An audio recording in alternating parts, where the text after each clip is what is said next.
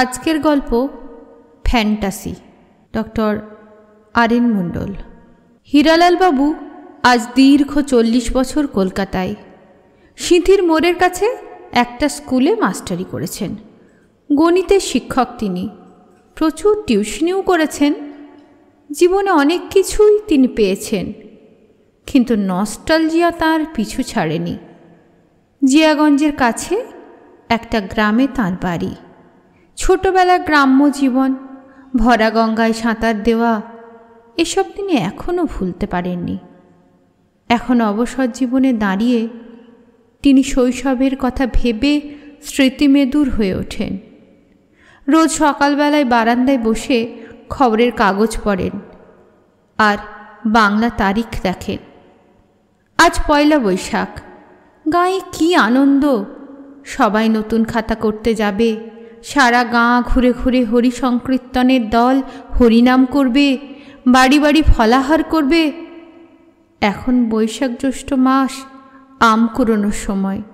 ভাদ্র মাস এসে গেল, ভাঁজো ভাদু গান হবে। রাতের বেলায় কেউ কেউ তাল কুড়োতে যাবে। এই করে তার বছর শেষ হয়। কখনো নবান, কখনো পিঠে পার্বণ, কখনো শিবরাত্রি, চড়ক, গাজন, সং, তালিকার শেষ হয় না।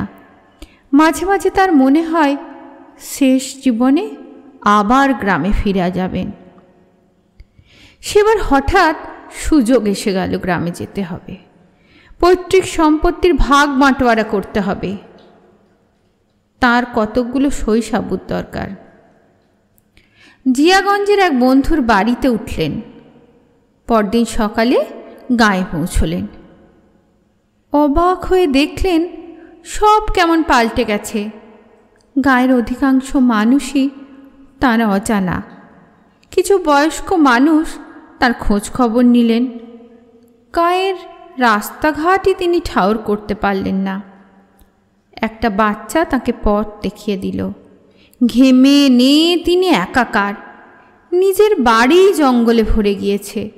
বাড়ির সামনে দাঁড়িয়ে কত কথা তার মনে পড়ল, বিশেষ করে মায়ের কথা। এইখানে দাঁড়িয়ে মা তাকে হাত নাড়ত। এবার তার ভয়ঙ্কর অস্বস্তি করতে লাগলো। এখানে আর বেশিক্ষণ থাকা যায় না। কোথায় স্নান করবেন, কোথায় শোবেন, কোথায় বাথরুম যাবেন? কোমর ছাড়া এখন তো চলেই না। এসব ভেবে তিনি ভিতরে ভিতরে বিচলিত হয়ে পড়লেন।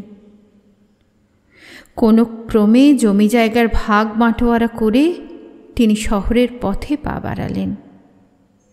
মনে মনে ভাবছিলেন, সময় সব চুরি করে নিয়ে গেছে, আর আমার গ্রামে ফেরা হবে না। ওসব ভাবনা চিন্তা বাতুলতা মাত্র। এখন এগুলো এক ধরনের ফ্যান্টাসি।